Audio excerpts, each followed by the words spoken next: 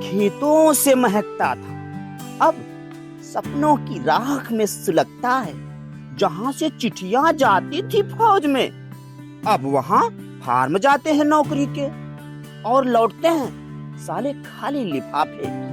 ये कहानी उस गांव की है जहां एक बोर्ड खुद को आदर्श ग्राम कहता है और हर नौजवान साला बेरोजगारी को गाली देता है।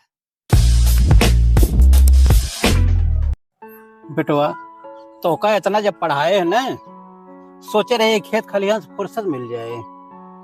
हाँ बाबूजी, हम होती है जानते रहे कि पढ़ लिख ले रोजगार मिल जाए, नौकरी मिल जाए, लेकिन हमहो की है लागत बा कि खेती हमारा रोजगार रहे।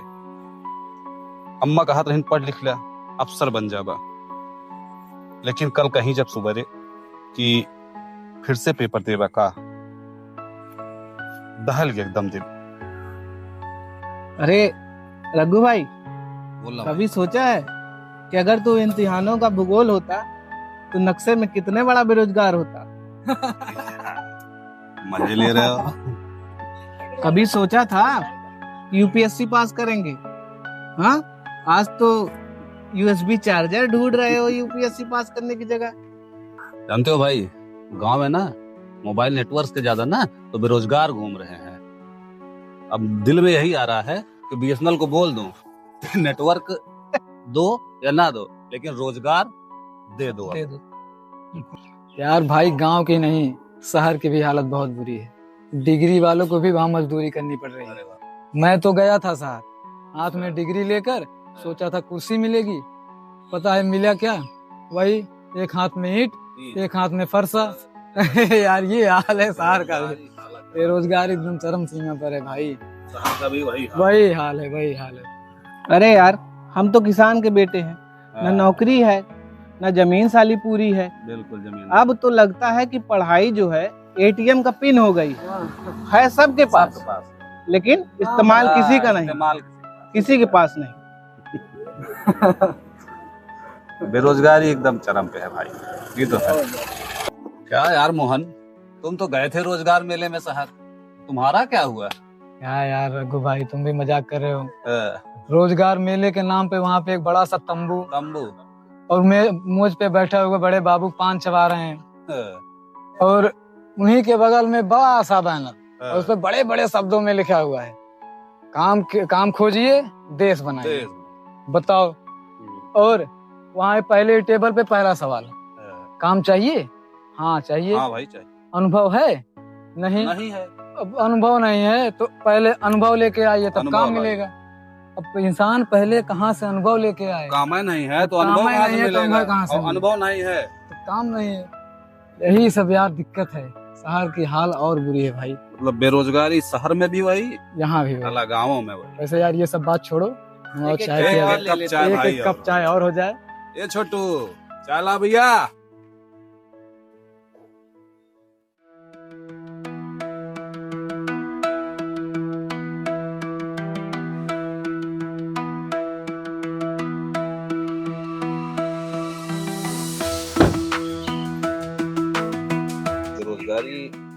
अरे भाई, कुछ आ ही नहीं रहा है, नौकरी वोकरी मिल ही नहीं रही है। नमस्कार भाई लोग। नमस्कार नेताजी। नेताजी विराजमान। कैसे है नेताजी? और कोई दिक्कत उक्कत? एकदम भैया ठीक। और हरिया, कोई दिक्कत है क्या? बस नेताजी, वही युवाओं की परेशानी, बेरोजगारी, यही सब परेशान कर रही है हम लोगों को। मैं सहमत हूँ आपकी बात से हरिया, और हमारी इच्छा है कि मैं नौकरी आप सबको दिलाऊंगा, और जो हमारी सरकार है वो नौकरी पे काम कर रही है, तमाम प्रकार की योजनाएं हैं युवाओं के लिए। तो आप लोग ऐसा करिए, थोड़ा धैर्य रखिए, और नौकरी आप लोग को हम दिलाएंगे जरूर। और आप लोग ऐसा करिए कि फॉर्म भर दीजिए और लोन हम आप लोग का करवा देंगे। ठीक है हरिया? अरे नेताजी, लोन लेने जाओ तो कहते हैं गारंटी चाहिए, गारंटी चाहिए, और गारंटी के लिए हमें नौकरी चाहिए, नौकरी के लिए वो कहते हैं कि अनुभव ले आओ। अब बताइए हम लोग करें तो करें क्या? कहाँ से लाएं? कहाँ से लाएं बताइए? अच्छा हरिया, तो हम चलते हैं और कुछ करते हैं आपके लिए। नेताजी, कुछ बात करनी थी आपसे। चलिए चलिए। नेताजी, लोन के लिए हम अप्लाई किए थे, कुछ सिस्टम हो तो बताइए। एक्चुअली बात ऐसी है कि जानते हैं थोड़ा सिस्टम थोड़ा ढीला है, थोड़ा बहुत खर्चा कर दीजिए तो हम लोन पास करवा देंगे, कोई दिक्कत भी नहीं होगी आपको। अपना समझ बूझ लीजिए, फिर जैसा होगा। बिल्कुल नेताजी, तो हम बताते हैं हम जैसे भी होगा। हाँ, तो फिर हम चलते हैं।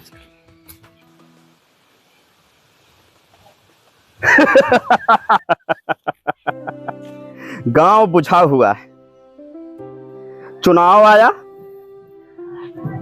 नेताजी गांव आए,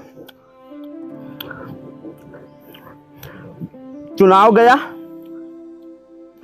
लोन की सिफारिश भी गई, सरकारी नौकरी गई। सरकारी नौकरी के नाम पे सरकारी विज्ञप्तियां आती हैं जो हम युवाओं को बताती हैं कि आप उसके पात्र नहीं। नेताजी ने कहा था ना, नेताजी ने कहा था युवा शक्ति इस देश की धड़कन है। दूसरे दिन एक किसान का बेटा फांसी चढ़ के लटक गया। उसी दिन नेता के बोर्ड पे लिंक और बढ़ गया और किसान की रोटियां बढ़ती गई।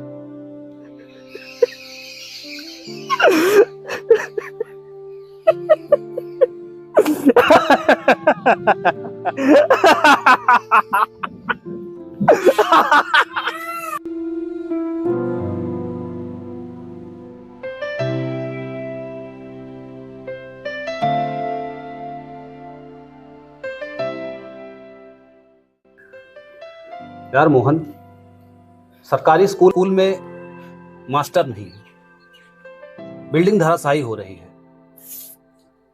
एक ब्लॉक में 80-85 गांव हैं, उसके बीच एक सीएससी है। लोग बीमार होते हैं ना, तो वहां जाते हैं तो कोई डॉक्टर नहीं, बेरोजगार परेशान है। जो पढ़े लिखे लोग हैं वो शहर चले जा रहे हैं, जो गांव में हैं डिग्रियां लेकर बैठे वो इस इंतजार में है कि कब सरकार कोई ऐसी योजना लाए जिससे उनका भी कल्याण हो सके। क्या कहते हो मोहन? कहना क्या है, सरकार कहती है आत्मनिर्भर बनो, हम कहते हैं पहले आत्म को समझो फिर निर्भरता की बात करो। बिल्कुल, अपने बुजुर्गों ने जो कहा है सही कहा है। भूखे पेट भजन न होए गोपाला, ले तेरी कंठी ले तेरी माला। भाई अगर पेट भूखा है ना तो राष्ट्रगान भी कांप जाता है। पहले पेट पूजा फिर भगवान की पूजा। फिर भगवान की पूजा, बड़ी पुरानी कहावत।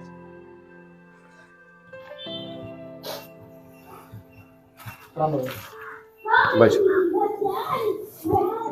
हम हो बहुत दिन देखे रहे बेटवा, खेत सूखा रहत रहा पर अपन इज्जत नहीं रहत रही। सही बात। लेकिन आज देखा बेटवा, खेत सूखा बा, युवा थका बाटे नहीं, बेरोजगारी एकदम चरम होगा। हाँ बेटवा, ई भविष्य कुछ योजना दे नहीं आ सकत। सही है। 60 साल की उम्र में हम बहुत कुछ देख ले रहे।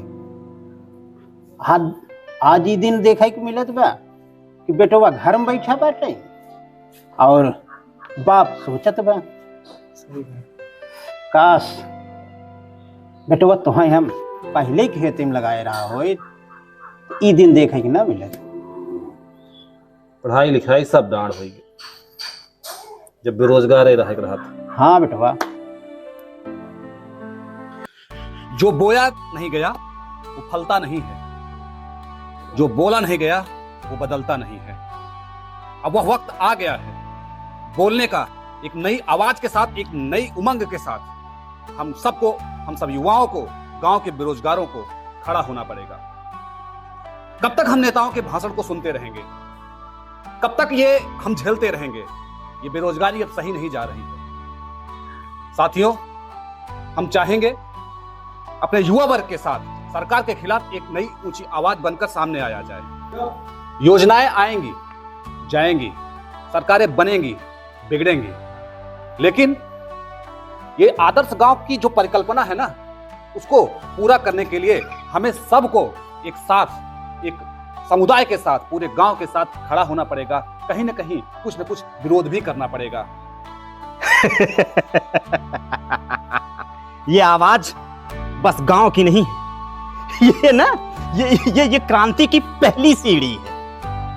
और ये बेरोजगारी का आंकड़ा ना आंकड़ा नहीं है, यह एक जहर है, जहर जो हम जैसे सपनों के नसों में बह रही है, हम जैसे सपनों के नसों में बह रही है। अगर तुम युवा हो तो शांत मत रहो, चुप मत रहो, अपनी आवाज बनो, लड़ो, अपने हक की लड़ाई स्वयं लड़ो, स्वयं लड़ो।